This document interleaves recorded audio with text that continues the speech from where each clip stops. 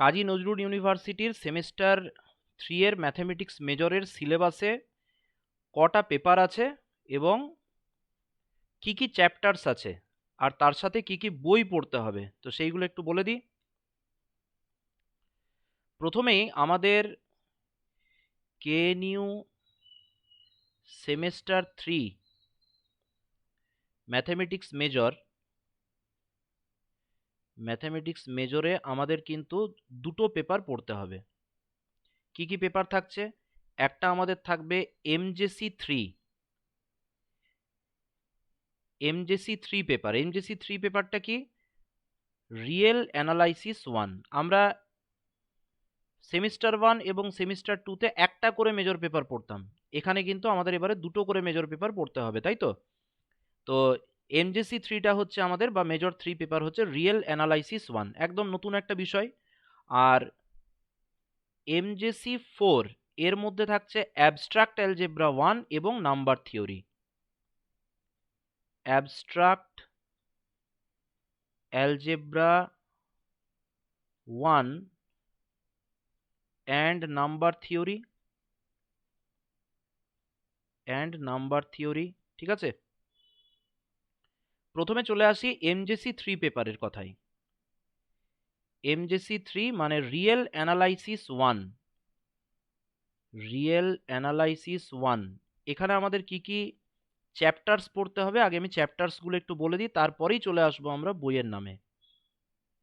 Chapters কি হবে? প্রথম যে চ্যাপ্টারটা আমাদেরকে এখানে পড়তে হচ্ছে সেটা হচ্ছে sets in R and real number system. আমরা রিয়েল নাম্বার সিস্টেমের বিভিন্ন রকমের প্রপার্টিজ, যেমন অর্ডার প্রপার্টি, অ্যালজেব্রিক প্রপার্টিজ, ঠিক আছে, বিভিন্ন যে প্রপার্টিজগুলো হয় সেই সম্পর্কে জানবো। এবং তার সাথে সাথে সেটস ইন আর মানে রিয়েল নাম্বারের যে সাবসেটগুলো হয় সেগুলো দেখতে কীরকম হয়, কোনটাকে আমরা ওপেন সেট বলবো, কোনটাকে ক্লোজড সেট বলবো, লিমিট পয়েন্ট বলতে কি বুঝবো, কম্প্যাক্ট সেট কি, কমপ্লিটনেস প্রপার্টি কি, বিভিন্ন ধরনের বিষয় নিয়ে আমরা জানার চেষ্টা করব। আমরা এই মানে সেগমেন্টটাতে আমরা কিন্তু কখনো ঢুকিনি, তার কারণ রিয়েল অ্যানালাইসিস আমাদের এই প্রথম আমরা পড়তে চলেছি। আমরা বিষয়গুলো সম্পর্কে হয়তো নাম শুনেছি, সিকোয়েন্স, যখন আমরা ক্লাস 11-12-এ পড়তাম সেখানে সিকোয়েন্স সিরিজ বলতে আমাদের সেই এপি, জিপি, এইচপি এসব বোঝানো হতো। সিরিজ সম্পর্কেও আমাদের মোটামুটি একটু একটু ধারণা আছে। লিমিট, কন্টিনিউইটি, ডিফারেন্সিয়েবিলিটি তো আমরা ক্যালকুলাসে শিখেছি। কিন্তু এখানে real analysis, real means real number system, যেটা আমরা জানি যে কীরকম দেখতে হয়। এরকম একটা লাইন দিয়ে রিপ্রেজেন্ট করা হয় যেটা -ইনফিনিটি থেকে +ইনফিনিটি অবধি এক্সটেন্ডেড এবং মাঝখানে 0 পয়েন্টটা থাকে। তাহলে এর মধ্যে কী ধরনের রহস্য লুকিয়ে আছে সেইগুলোকে জানাটাই হচ্ছে আমার রিয়েল অ্যানালাইসিসের মুখ্য উদ্দেশ্য। নাম্বার 2-তে আমরা যে চ্যাপ্টারটার কথা দেখব তার নাম হচ্ছে সিকোয়েন্স অফ রিয়েল নাম্বারস। তারপরে আমরা চলে যাচ্ছি নাম্বার 3 হচ্ছে লিমিট, ঠিক আছে। চ্যাপ্টার নাম্বার 4 হচ্ছে কন্টিনিউইটি, ঠিক আছে। আর তার সঙ্গে আবার টাইপস অফ ডিসকন্টিনিউইটি আছে, এবং কন্টিনিউইটি চ্যাপ্টারটা বেশ বড় চ্যাপ্টার, মানে অনেকগুলো ছোট ছোট সাব ইউনিট আছে।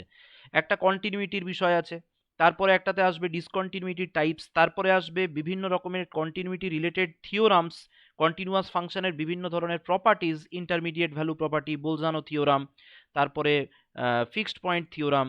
তারপরের সেগমেন্টে আমাদের আসবে ইউনিফর্ম কন্টিনিউইটি, ঠিক আছে। তো কন্টিনিউইটি চ্যাপ্টারে কিন্তু অনেকগুলো সাব ইউনিট আমাদের করতে হবে, এবং খুব ভালো চ্যাপ্টার, এগুলো প্রত্যেকটা চ্যাপ্টারই ভালো। তারপরে আমরা চলে আসবো ডিফারেন্সিয়েবিলিটি। ওকে, ডিফারেন্সিয়েবিলিটিরও আমাদের অ্যানালাইটিক্যাল অ্যাসপেক্টসগুলো শিখতে হবে। ডিফারেন্সিয়েবিলিটির পরেই আসছে এক্সপানশন অফ ফাংশনসে আমাদের মূলত কোন কোন বিষয়গুলো পড়তে হবে? Rolle's theorem, Lagrange mean value theorem, Cauchy's mean value theorem, এবং তার সাথে সাথে শেষের দিকে আছে হচ্ছে টেলার সিরিজ এক্সপানশন এবং ম্যাকলরিন সিরিজ এক্সপানশন।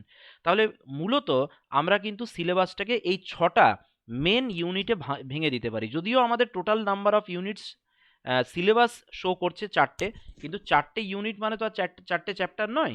তো মূলত এই 6টা চ্যাপ্টার ধরে আমরা পড়বো। এবারে এটাকে ভাঙলে হয়তো আবার 7টা চ্যাপ্টারও আসতে পারে, কিন্তু আমি মূলত এইভাবে এগোবো। তো আমাদের নেক্সট ক্লাস থেকে শুরু হচ্ছে সিকোয়েন্স অফ রিয়েল নাম্বারস, ঠিক আছে? আর এই পুরো বিষয়টা পড়ার জন্য আমরা কোন বই ফলো করব? বইয়ের জন্য আমি প্রথমেই বলবো রিয়েল অ্যানালাইসিস বাই এসকে মাপা।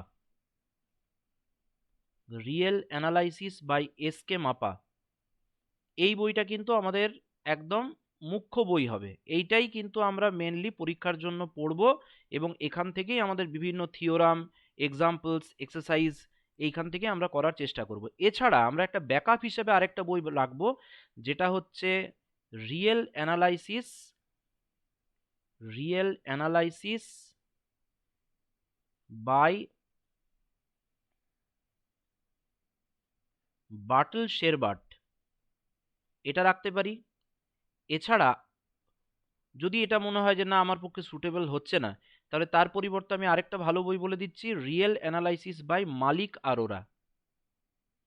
Real analysis by Malik Arora, Malik Arora, ঠিক আছে? এই তিনটে বই খুব প্রচলিত বই। এছাড়াও ভালো বই আছে, রিয়েল অ্যানালাইসিস বাই এনপি বালি, এই বইটাও ভালো। তো কিছু বই তো আমরা অবশ্যই কলেজ লাইব্রেরি থেকে ফলো করব, সেখান থেকে আমরা বেশ কিছু এক্সাম্পলস, এক্সারসাইজ আমরা খাতাতে কালেক্ট করে নেব। কিন্তু মেন বই হিসেবে আমি সাজেস্ট করব রিয়েল অ্যানালাইসিস বাই এসকে মাপা। আর অ্যানালাইসিসের পার্টস ঘোষ মাইতির বইও ভালো পাওয়া যায়। তো এই যে এতগুলো বইয়ের কথা বললাম, এই বইগুলো আমরা কিন্তু ফলো করতে পারি। এরপরে আমরা চলে আসছি এমজেসি 3 পেপার, মানে ইনফ্যাক্ট এমজেসি 4, মানে অ্যাবস্ট্রাক্ট অ্যালজেব্রা 1, অ্যাবস্ট্রাক্ট অ্যালজেব্রা 1 এবং নাম্বার থিওরি, তার সাথে থাকবে নাম্বার থিওরি। তাহলে এখানে মূলত আমাদের কি কি চ্যাপ্টার্স পড়তে হবে? এখানে চ্যাপ্টারগুলোকে মানে ব্রেক করাটা একটু ডিফিকাল্ট, কারণ সবগুলোই মানে ইন্টারলিঙ্কড এখানে। তাও আমি মোটামুটি বলবো, প্রথমেই আমাদের পড়তে হচ্ছে রিলেশনস, রিলেশনসের মধ্যে আমাদের ইকুইভ্যালেন্স রিলেশনসের বিষয়টা পড়তে হচ্ছে। তারপরেই আমরা পারমুটেশন সম্পর্কে জানতে হবে। পারমুটেশন মানে আগে যেটা পড়ে এসেছি তার থেকে এখানে একটু ডিফারেন্ট, পারমুটেশনস সম্পর্কে জানতে হবে। তারপরে 3 নম্বরে আমরা একটু ম্যাপিং সম্পর্কে জানবো, ঠিক আছে? ম্যাপিংস সম্পর্কে জানবো। এবং তারপরেই আমাদের 4th ইউনিট, যেটা হচ্ছে আমাদের গ্রুপ থিওরি, গ্রুপ থিওরি সম্পর্কে আমাদের জানতে হবে। গ্রুপ থিওরি আবার অনেকগুলো ভাগে বিভক্ত। প্রথমেই থাকবে ইন্ট্রোডাকশন থাকবে, তারপরে আমাদের থাকবে সাবগ্রুপসের একটা পার্ট থাকবে, ঠিক আছে? তারপরে আমাদের সাইক্লিক গ্রুপ থাকবে, সাইক্লিক গ্রুপ থাকবে, অর্ডার অফ এন এলিমেন্ট থাকবে। এগুলো প্রচুর সাব ইউনিটস আছে এর মধ্যে। অর্ডার অফ এলিমেন্টস থাকবে, okay. Cosets and Lagrange theorem থাকবে, কোসেটস অ্যান্ড লাগরাঞ্জ থিওরাম থাকবে। ফাইনাইট গ্রুপস থাকবে, ফাইনাইট গ্রুপস থাকবে। নর্মাল সাবগ্রুপ থাকবে, নর্মাল সাবগ্রুপ থাকবে। এবং তার সাথে সাথে থাকবে quotient group, conjugacy relation, quotient group and conjugacy relation, conjugacy relation. এটার জন্য জাস্ট আমার করা ডিসকাশনসগুলো ভালোভাবে ফলো করতে হবে, এবং একটাই বই আমরা ফলো করব, বইয়ের নাম হচ্ছে হায়ার অ্যালজেব্রা, হায়ার অ্যালজেব্রা। বইটা আমাদের কাছে নিশ্চয়ই থাকবে। Higher algebra abstract and linear, যেটা থেকে আমরা সেকেন্ড সেমিস্টারের লিনিয়ার পার্টটা পড়েছিলাম, তাই না? Abstract and linear by S K Mapa, এই বইটা থাকবে, ঠিক আছে তো? আর 5 নাম্বার ইউনিটে আমরা চলে যাব, সেটা হচ্ছে আমাদের নাম্বার থিওরি। এই নাম্বার থিওরিকে আমি আর সাব ইউনিটে ডিভাইড করছি না, শুধু এটুকুই বলবো আমাদের সিলেবাসে যে নাম্বার থিওরি দেওয়া আছে তার পুরোটাই কিন্তু classical algebra, classical algebra by S K Mapa, classical algebra by S K Mapa, এই যে বইটা আছে, এই বইটার আমরা ইন্টিজার্স বলে একটা চ্যাপ্টার আছে, ওই ইন্টিজার্স বলে চ্যাপ্টারে আমরা এই মানে এই পুরো পার্টটা বা পুরো ইউনিটটা পেয়ে যাচ্ছি। ঠিক আছে?